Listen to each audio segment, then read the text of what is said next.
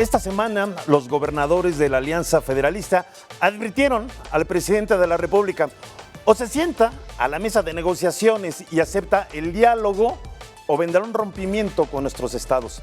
¿Qué significa esto? ¿Qué sucedería si esto ocurriera?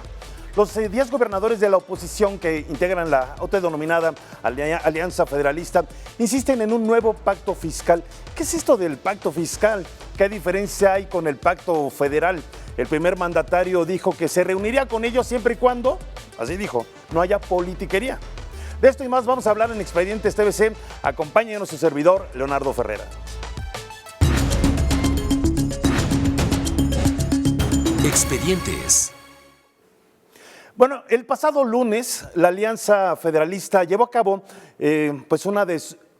dijeron que en cada una... dijeron que en cada una de sus entidades, los gobernadores, habría un pronunciamiento público en contra de algunas de las acciones del gobierno federal, como los recortes a los presupuestos, la desaparición de los fideicomisos, así como la falta de apoyos para el manejo de la pandemia del COVID-19.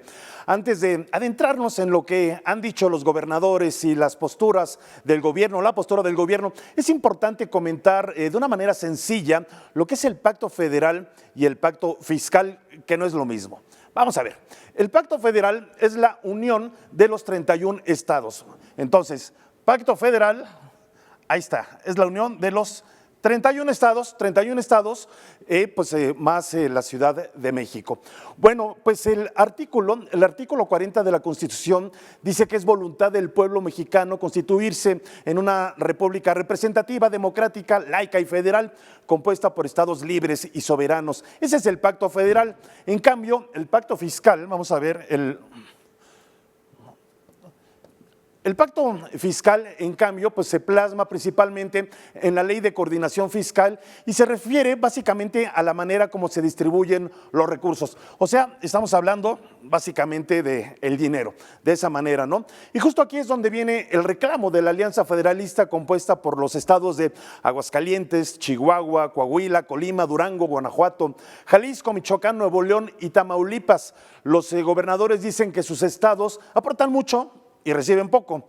En el transcurso del programa vamos a ver lo que dicen las cifras oficiales, lo que señalan al respecto. Y a este asunto, como decíamos, se han sumado ya otros reclamos, como el manejo de la pandemia por el COVID-19, donde la Alianza Federalista solicita la renuncia del subsecretario de Salud, Hugo López-Gatell. Y el reclamo también, en otro punto, la desaparición de los 109 fideicomisos por parte de los legisladores de Morena, que en las últimas semanas fue la gota que derramó el vaso con agua y que exacerbó el enojo de la oposición. Para darnos una idea, o como se dice coloquialmente, un ligero quemón, así fue el controversial voto de la senadora morenista Lucía Trasviña a favor de la desaparición de los fideicomisos. Vamos a escuchar. Lucía Trasviña, a favor, cabrones.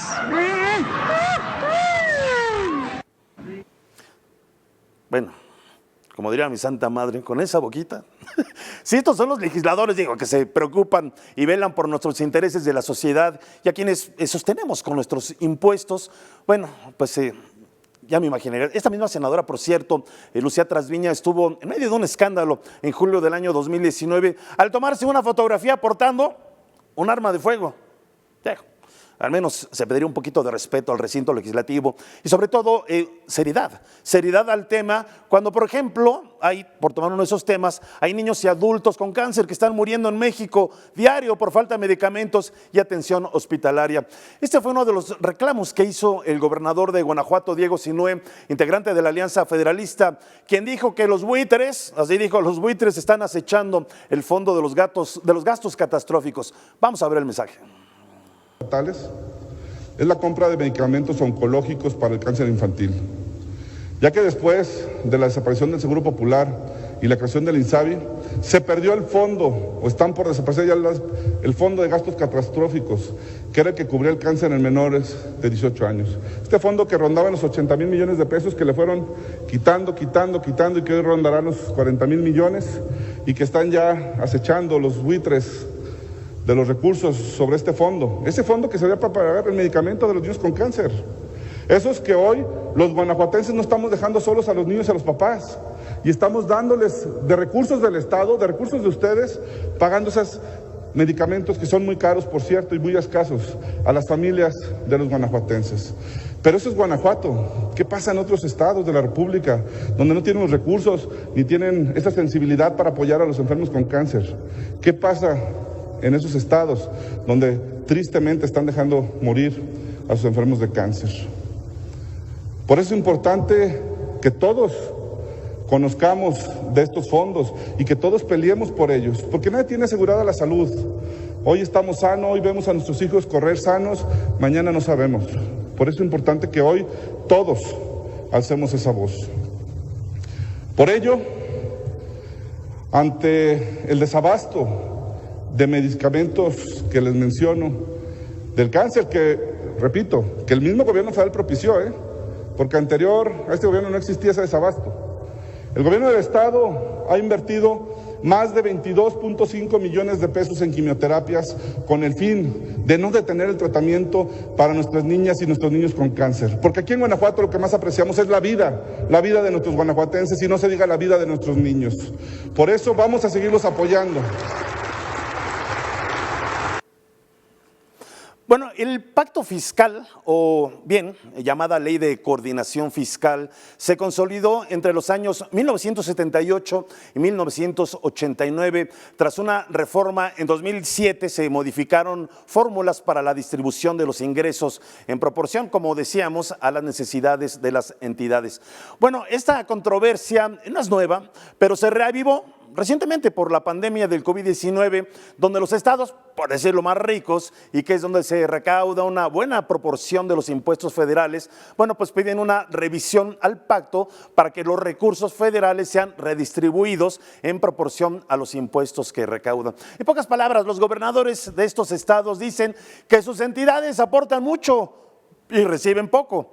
Vamos a ver cifras oficiales. De acuerdo con el INEGI, estas 10 entidades aportan o aportaron, ahí les va, cerca del 86% de los impuestos tributarios nacionales en 2018, que bueno, es la última cifra más actualizada, pero recibieron 54%.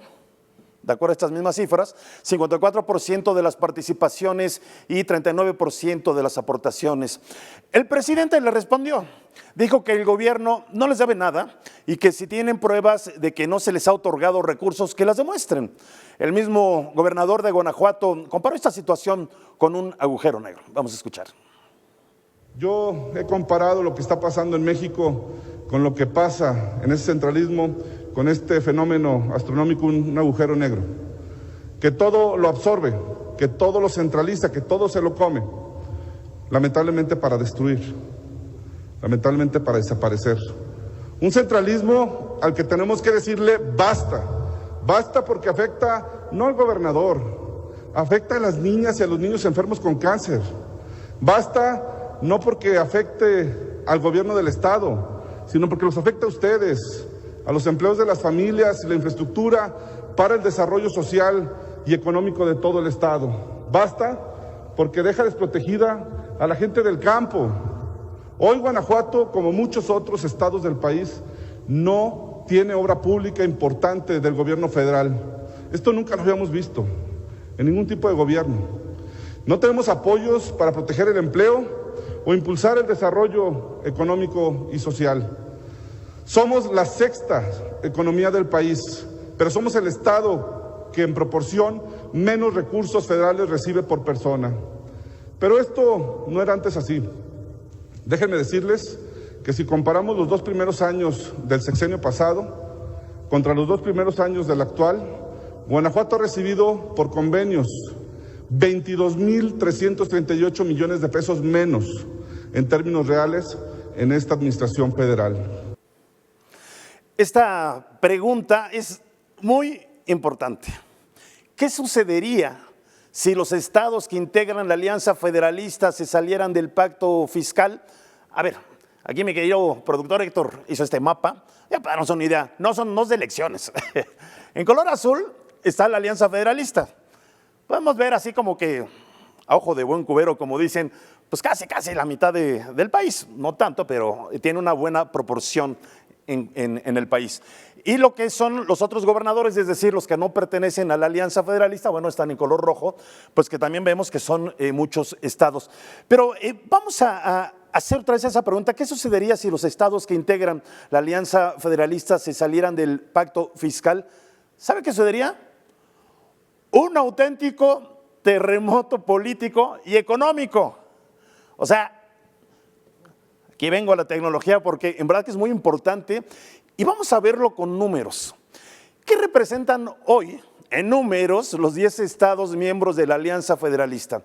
Fíjense, estos 10 estados, de acuerdo con cifras del INEGI, Nuevo León, Coahuila, Tamaulipas, Aguascalientes, Chihuahua, Colima, Durango, Guanajuato, Jalisco y Michoacán, representan el 31% de la población. O sea, de cada 10, 3 pertenecen a estos 10 estados. Ok. Y 31% de la población con 39.191.600 habitantes, de acuerdo con INEGI. En la inversión extranjera directa representan el 40% del país. Es decir, más de 3.084 millones de dólares, pero en exportaciones suman 55.622 millones de dólares, lo que significa el 59% del país, muchísimo.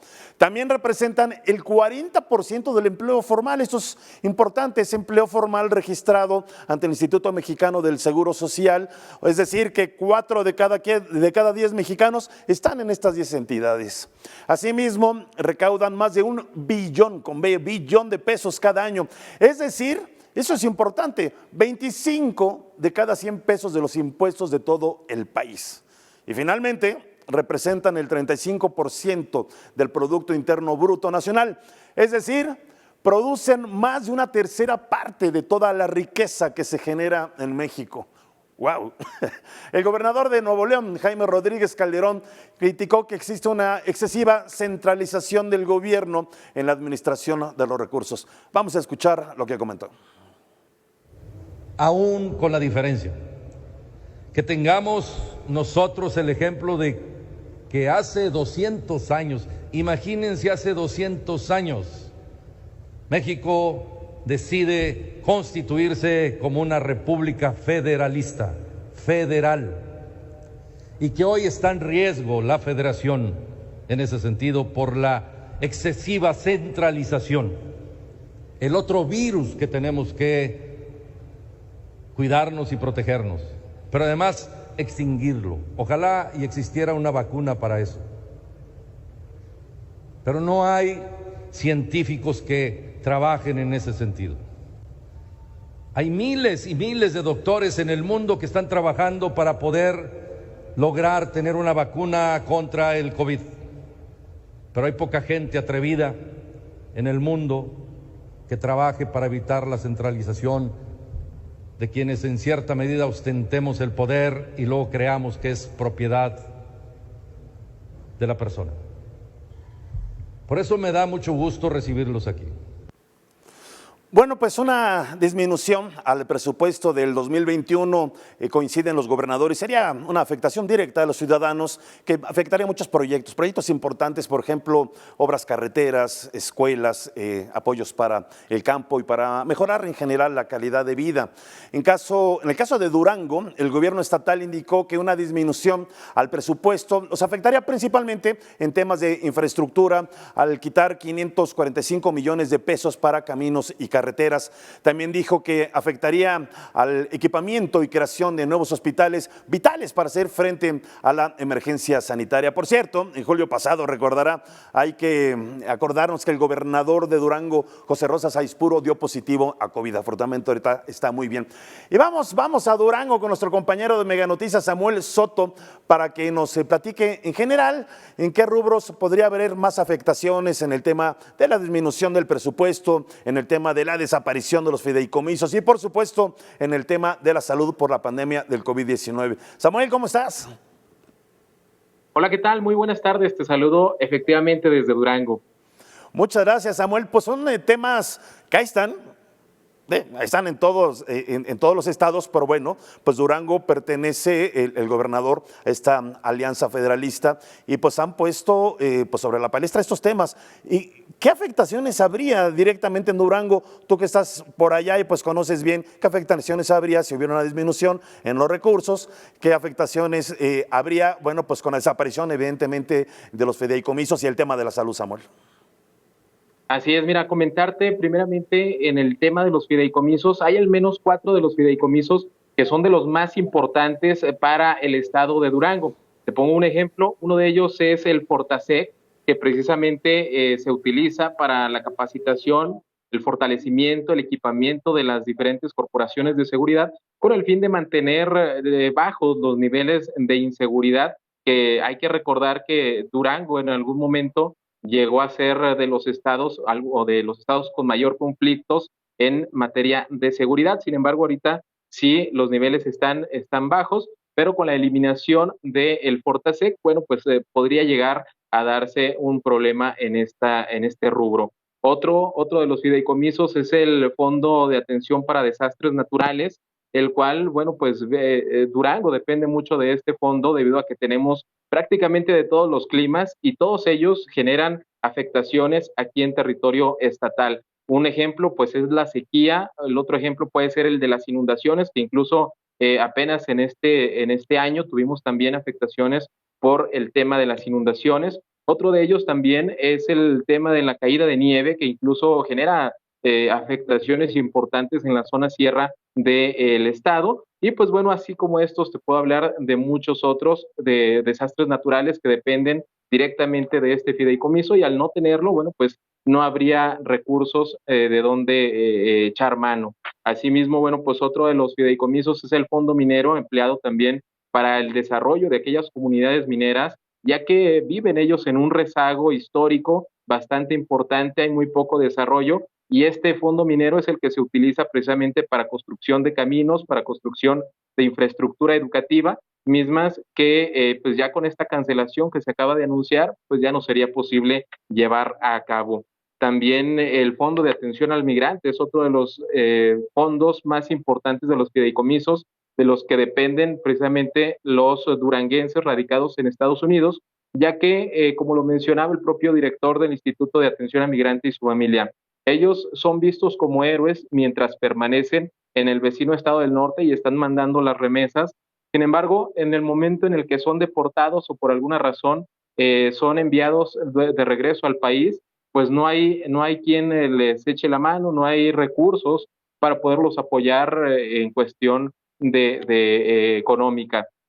Entonces, bueno, pues esto es en cuanto a la desaparición de fideicomisos, aunado con la desaparición todavía, o con el recorte, mejor dicho, el recorte presupuestal que se prevé para el 2021, que el gobernador del estado ya lo ha mencionado. Durango es nuevamente de los estados más afectados por el tema de la desaparición de fideicomisos, pero también por el recorte presupuestal que se prevé que sea de poco más de poco más de 1,000 millones de pesos, es lo que se estará descontando del presupuesto hasta el 2021. Él ya ha hecho el llamado incluso a los diputados federales por Durango, a los senadores, a las senadoras, sobre todo las de Morena, para que pues luchen por los intereses, luchen por este recurso que le hace falta a los duranguenses, y que la verdad es que es una realidad, sobre todo en estos tiempos que se ha tenido que invertir en materia de salud por la pandemia. Somos de los estados que estamos a punto incluso de pasar a semáforo en rojo, y esto podría llevar a la paralización económica nuevamente,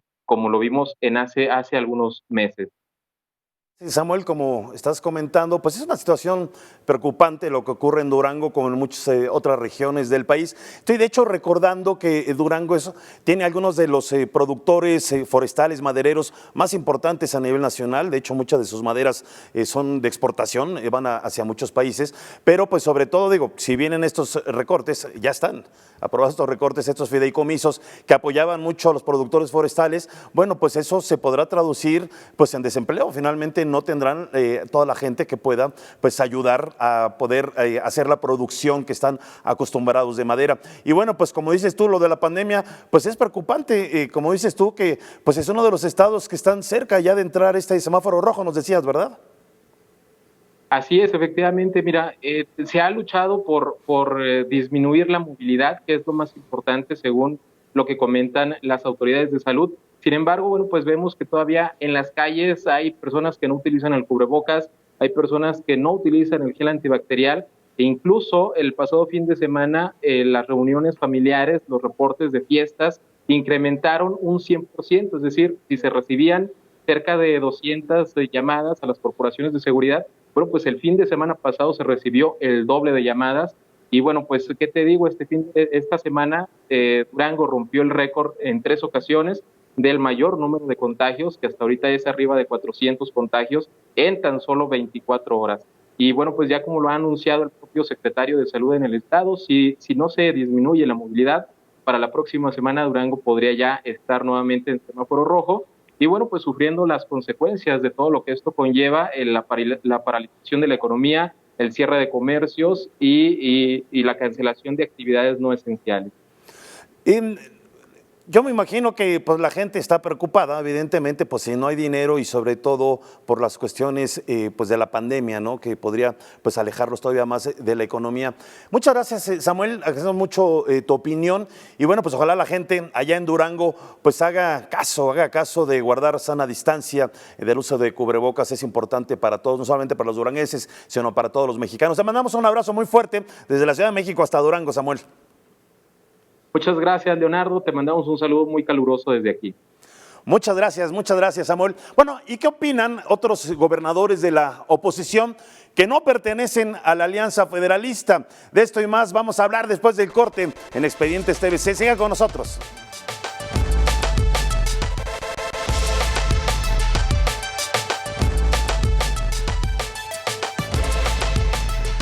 Gracias por seguir con nosotros en Expedientes TVC, su servidor Leonardo Ferrera, y el tema de la Alianza Federalista, la amenaza de un rompimiento en el pacto fiscal, el recorte a los recursos, la desaparición de los fideicomisos y el manejo de la pandemia. Bueno, pues aquí tenemos esta foto que puso mi querido productor Héctor. Ahí están bien paraditos todos los gobernadores de la Alianza Federalista. Nos falta uno. Seguramente se está sacando la foto. Vamos a escuchar las palabras de otros gobernadores de la Alianza Federalista y el reclamo que le hacen al gobierno en temas económicos y de salud. El estado de Chihuahua, gobernado por Javier Corral, además de ser el estado más grande de la República Mexicana, al ocupar el 12.62% del territorio, concentra el 3% de la población y su aportación al Producto Interno Bruto es de 2.8%.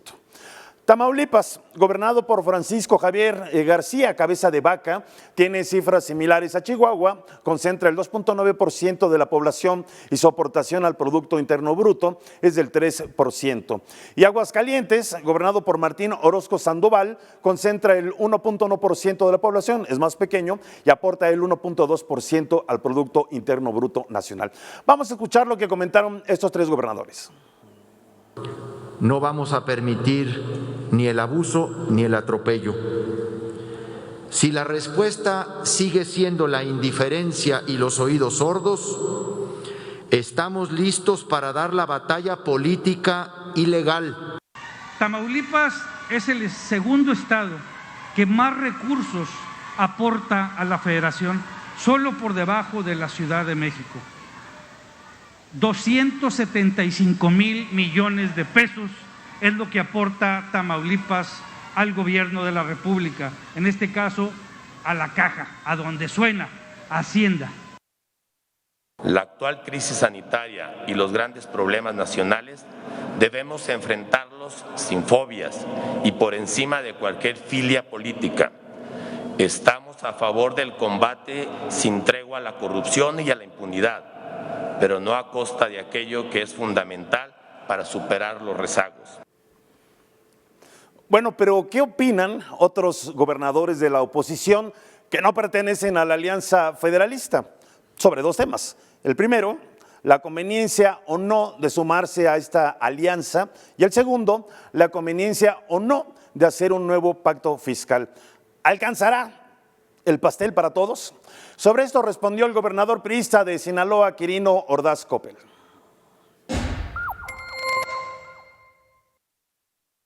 El gobernador de Sinaloa, Quirino Ordaz Coppel, reiteró que no se unirá a la alianza federalista que encabezan 10 gobernadores estatales de oposición y cuyo objetivo es reclamar la inconformidad ante los recortes que el presupuesto federal 2021 prevé para sus entidades y también mostrar su desacuerdo con el manejo de la pandemia por el COVID-19. El mandatario estatal dijo que es respetuoso de lo que hacen los gobernadores de otros estados.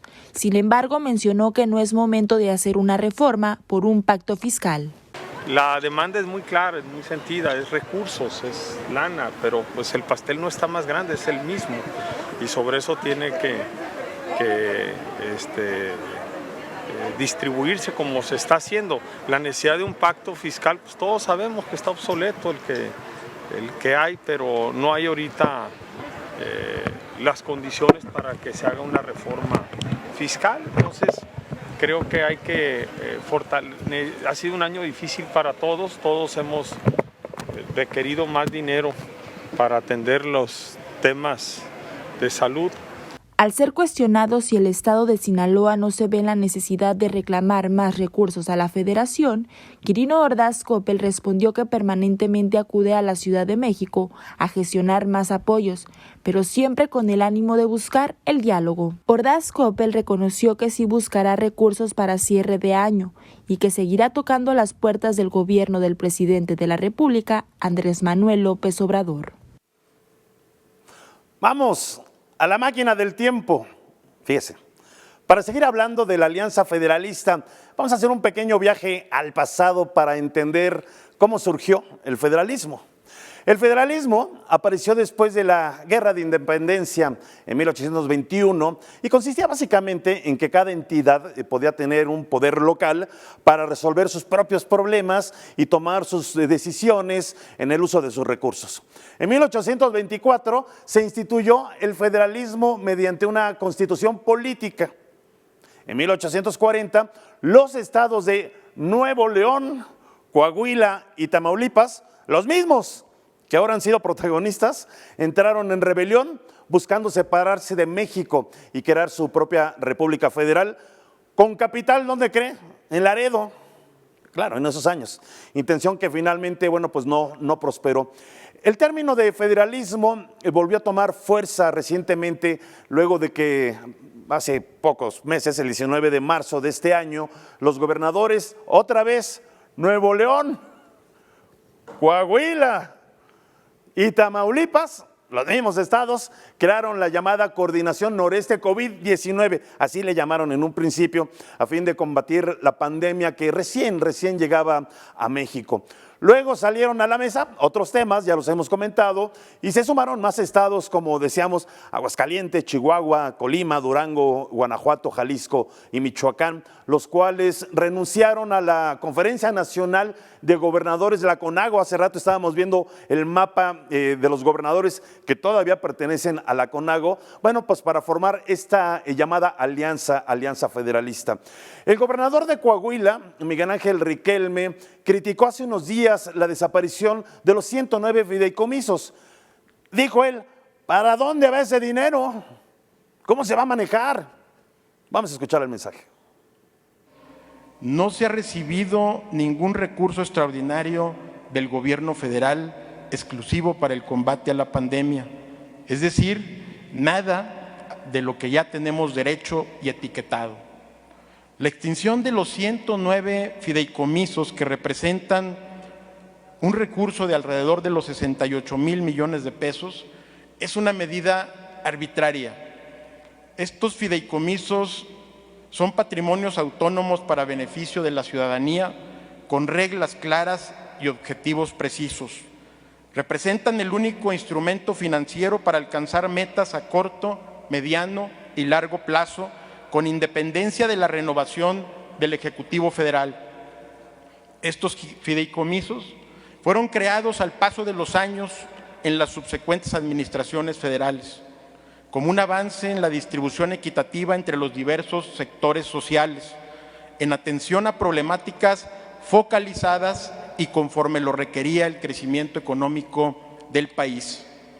Estamos de acuerdo que si se hizo mal uso de cualquier fideicomiso se castigue a los culpables y que se pongan nuevas reglas para su transparencia y operación, pero no es justificable su desaparición. Porque no hay tampoco una definición clara del destino de estos fideicomisos, lo que hace evidente que los 68,000 millones de pesos tendrán un manejo discrecional por parte del gobierno federal. Bueno, pues vámonos al norte. ¿Cómo vive Coahuila el tema de la desaparición de los fideicomisos, el tema de la pandemia? ¿Y qué se espera? ¿Qué se espera con los recortes al presupuesto en el 2021? Nos enlazamos a Mega Noticias en Torreón, Coahuila, con Jorge Espejel. Jorge, ¿cómo estás? ¿Qué tal, Leonardo? Buenas tardes a todo tu auditorio. Un tema polémico que sin duda nos ha dado mucho de qué hablar aquí. También tomando en cuenta, bueno, nosotros que nos ponemos a revisar un poco más allá del discurso que emite un gobernador, pues yo creo que sí hay varias cosas que aclarar, ¿no? Él dijo en esta misma ponencia que acabamos de transmitir que el gobierno estatal ha puesto 1,000 millones de pesos para la atención a la pandemia. Afortunadamente el mismo gobierno estatal dio de alta una página de internet en donde uno puede consultar qué han comprado y cuánto se han gastado. Y ahí y viene también el origen del recurso. Ahí es donde yo encuentro, por ejemplo, que el 40% del recurso que ha destinado el gobierno de Coahuila para la atención a la pandemia precisamente ha venido de la Federación a través de un fideicomiso, un fondo que se llama FASA, que viene directo de la Secretaría de Salud a nivel federal. Luego encuentro que otro 40% es de aportaciones, donaciones, para que me entiendas, aportaciones voluntarias, se le dice. Es el otro 40%. Y el otro cachito es del INSABI y el 13% nada más es de recurso meramente estatal. Entonces ahí es donde yo encuentro que su discurso como tal del gobernador Riquelme pues fue engañoso y me lleva a pensar que de pronto, independientemente de que sí estamos viviendo una crisis muy grande, sobre todo en materia sanitaria y particularmente aquí en la comarca lagunera, también hay una tajada política importante que la están empujando a través de esta alianza federalista de cara al año que entra, ¿no? Fíjate que es muy importante esto que comentas, Jorge. No se trata, vaya, de irnos a un lado, irnos al otro. Nosotros periodísticamente pues tratamos de escuchar las diferentes voces.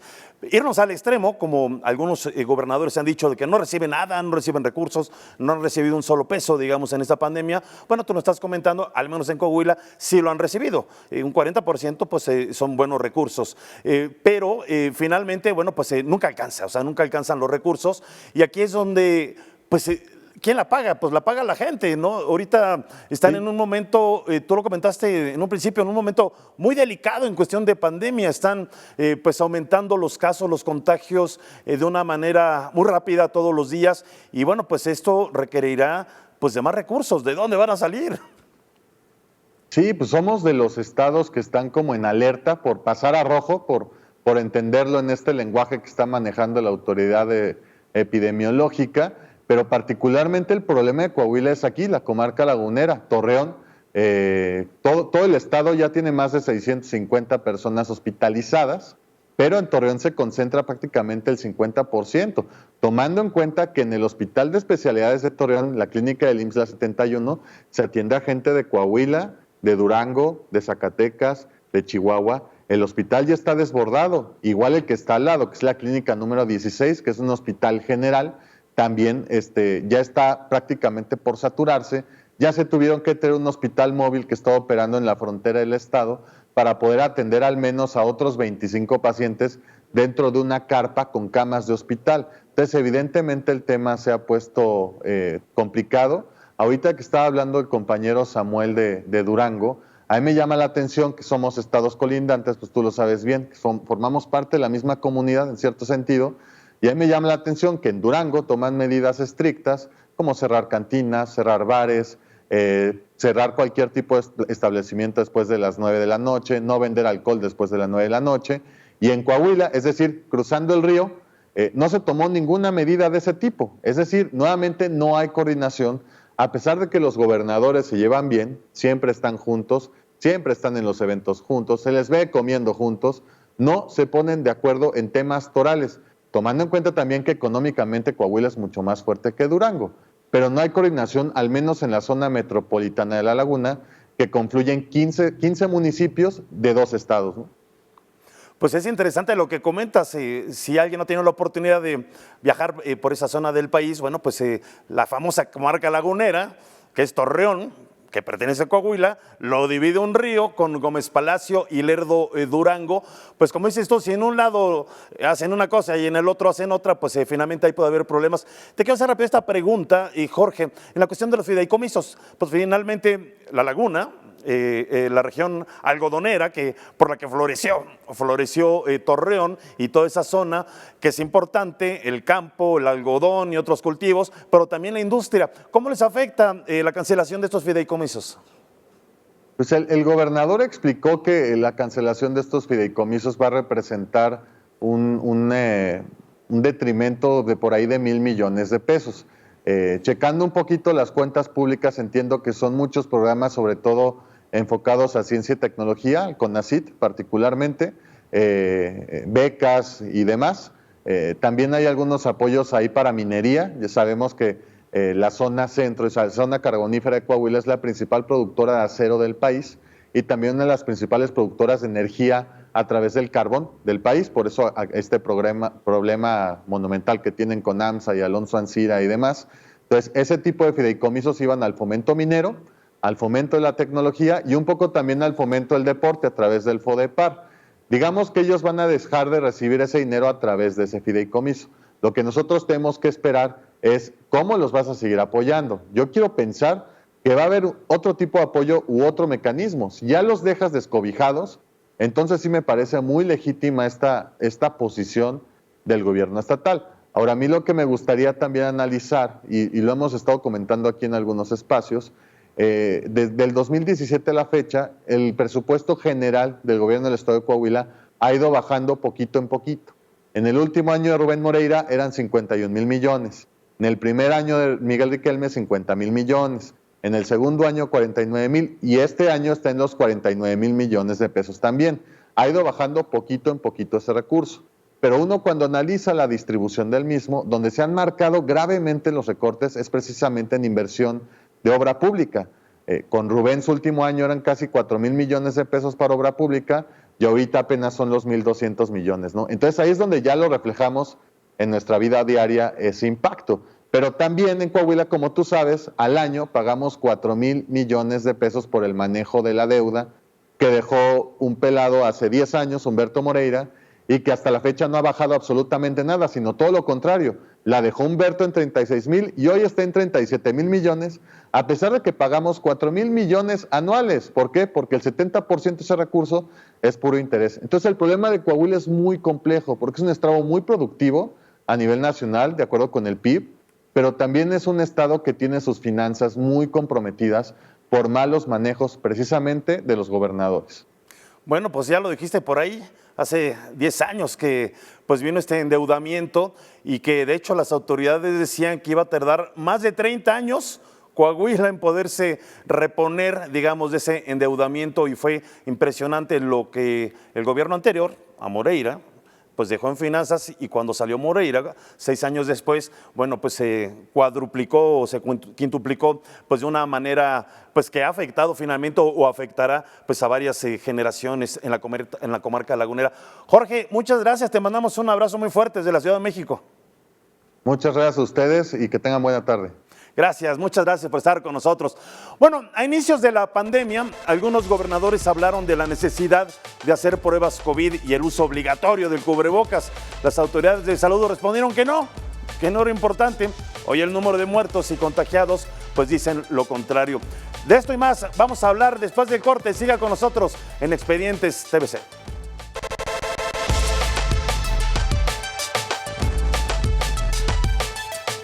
Gracias por seguir con nosotros en Expedientes TVC, su servidor Leonardo Ferrera.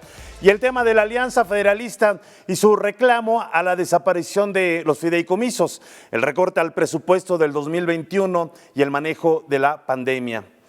El gobernador de Jalisco, Enrique Alfaro, bueno, pues siempre desde el inicio de la pandemia ha sido uno de los que más ha criticado la manera como el gobierno federal y la Secretaría de Salud ha manejado este tema de la pandemia del coronavirus, que hoy fíjese, ha puesto a nuestro país entre las naciones con mayor número de contagios y decesos en el mundo.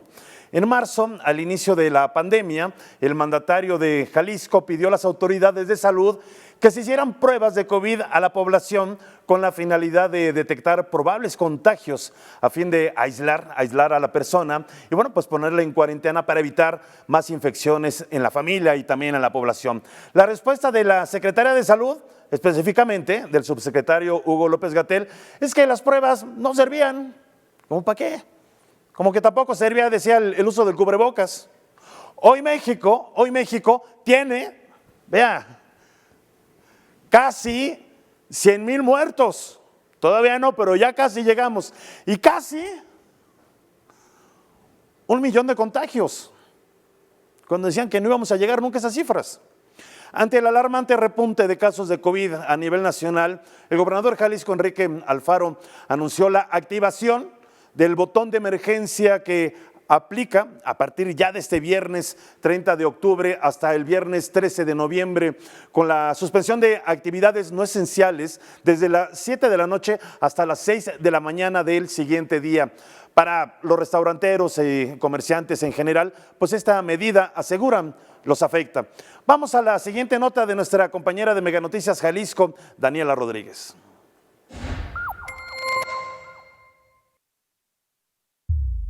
Como sentencia de muerte, así es como restauranteros del corredor de Chapalita describieron el panorama ante la posibilidad de que se presione el botón de emergencia este viernes, de acuerdo al gobernador del estado, Enrique Alfaro Ramírez. Entrevistados por Mega Noticias, reconocieron que con todo y las modificaciones de este botón, las consecuencias serán irreversibles, pues sería darle reversa al poco crecimiento que han tenido en los últimos meses. Gustavo es gerente del restaurante Quilombo, ubicado en este corredor, y tras los primeros cierres por la pandemia, ha tenido que reducir su plantilla de trabajadores en un 80%. De presionar este botón, reconoció que a pesar de que lucharán por sobrevivir, se pone en riesgo más trabajos y familias. Pues la verdad nos estaría afectando demasiado. Desde marzo que se empezó el tema de la pandemia, ha bajado muchísimo, hemos reducido bastante el personal. Eso nos ha preocupado bastante porque muchas familias se quedaron sin empleo. En marzo éramos aproximadamente entre 14 y 16 personas y ahora somos 5. Las ventas que nosotros estamos teniendo es apenas para sufragar gastos. No estamos teniendo lo que se llama beneficios. Jorge Cuevas, capitán de meseros del restaurante La Morenita, es otro de los que reconoció que este botón significaría más despidos en su negocio y un cierre definitivo incierto. No, pues sí estaría feo, sí, nos bajaría mucho. De por sí apenas se está medio restableciendo y volviendo a agarrar fuerza y pues sería otra vez empezar de cero. Llegamos a un acuerdo con los patrones que nos bajamos pues para así moderarnos todos, que poder, para que tampoco tuviera que cerrar el patrón, o sea, para todos poder seguir teniendo ingresos todos. Pero en sí se tiene que recortar personal porque pues, para el servicio a piso entonces ya no se ocuparía tanta gente. La preocupación de este botón se centra en la pérdida de empleos y restaurantes reconocen que podría ser una gran baja para la economía de este corredor. Daniela Rodríguez, Mega Noticias. Esta situación que hablan pues, los comerciantes en Jalisco es una situación pues, muy similar que ocurre pues, en todas las ciudades en la República Mexicana. Aquí en la Ciudad de México pues, vemos también a comerciantes, algunos cerraron sus cortinas literalmente y otros que con mucho esfuerzo reabrieron sus cortinas para tratar de ir recuperando pues, economía. Pues sencillamente el que puedan cerrar pues es no solamente una merma económica, sino eso significaría que le van a dar de comer a sus familias. Pero también si la gente, si hiciéramos todos casos hiciéramos caso como ciudadanos de usar cubrebocas, de guardar la sana distancia, no habría tantos contagios. En verdad uno, no sé si usted le ha pasado, se sube uno al transporte público, va gente sin el cubrebocas, va uno pues a un restaurante y resulta que no están respetando la distancia de las mesas, están juntas, de repente los fines de semana ya uno oye ruido de fiestas familiares en esquina donde vive uno, en fin, hay mucha gente que no está respetando, si no quieren creer, pues allá ellos, pero el problema es que no respetan a los demás. Hay que respetar, porque finalmente esto es algo que nos conviene a todos. Salud, es economía también. Vamos a seguir con esto. Después de que el gobierno federal minimizó el reclamo de los 10 gobernadores con respecto a la reducción de las participaciones y aportaciones, el gobernador de Jalisco, Enrique Alfaro, aseguró que el pacto fiscal es injusto y llamó a los jaliscienses a manifestarse para decidir si mantienen el acuerdo tributario o analizan la forma para que la federación ya no pueda cobrar los impuestos de esa entidad. Esto pues es una declaración fuerte. Nos enlazamos con nuestro compañero de Mega Noticias Guadalajara, José Carlos Toral. ¿Cómo estás, José Carlos? ¿Qué tal, Leo? Muy bien, muchas gracias. Buenas noches. ¿Qué tal? Oye, pues son declaraciones fuertes, como las que acostumbra el gobernador finalmente, ¿no? Claro, pues es pues un pleito que no es nuevo. También hay que reconocer, están ya en puerta las elecciones y creo que de los dos lados pues tienen los reflectores encima y pues si bien ni el presidente ni el gobernador van a estar en la boleta, sí sus partidos, y bueno, claro que esto también enrarece estos mensajes. El gobernador justo el día de ayer le responde al presidente que se va a instalar una mesa ciudadana para crear pues la pregunta de la consulta a la cual le retó a Andrés Manuel López Obrador junto con el resto de gobernadores respecto a esta posible salida del pacto de coordinación fiscal. Dice el gobernador que va a sacar las manos, que va a ser esta mesa ciudadana la que defina la pregunta y pues todos los mecanismos necesarios para aplicar una consulta que, insiste, se va a realizar en Jalisco. Por lo mismo, pues todavía no tenemos detalles de pues esta posible consulta, pero pues bueno, seguramente va a ser polémica dependiendo la forma, la seriedad que se le dé a estas consultas. Si es pues a mano alzada, obviamente va a haber más críticas. Si se aplica conforme a la ley, pues seguramente será más legítima. Y bueno, pues como ya comentaba en la nota mi compañera Daniela Rodríguez, hoy por la noche a las 7 comienza ya la aplicación de este botón de emergencia, una herramienta pues que es inédita para quienes vivimos en Jalisco. Se va a aplicar en todo el estado. A partir de las 7 de la tarde tienen que cerrar todas pues las actividades culturales, económicas, religiosas que no sean esenciales. Y desde las 7 de la tarde hasta las 6 de la mañana del día siguiente debe de permanecer cerrado. La idea es evitar pues estas reuniones que se han convertido en muchos casos en focos de infección. Bueno, vamos a ver cómo reacciona la ciudadanía. Todo el fin de semana también aplica esta suspensión. Digamos que entre semana, de 6 de la mañana a 7 de la tarde, se desarrolla todo con normalidad, o bueno, en la nueva normalidad, y pues por las noches se cancelan todas las actividades no esenciales. Durante todo el fin de semana va a ser la misma situación y bueno, vamos a ver esto que tanto impacta en el aumento de los contagios que se está dando de forma alarmante ya en Jalisco, superando los 400 casos por cada millón de habitantes, algo que se había marcado como límite justamente para activar este botón.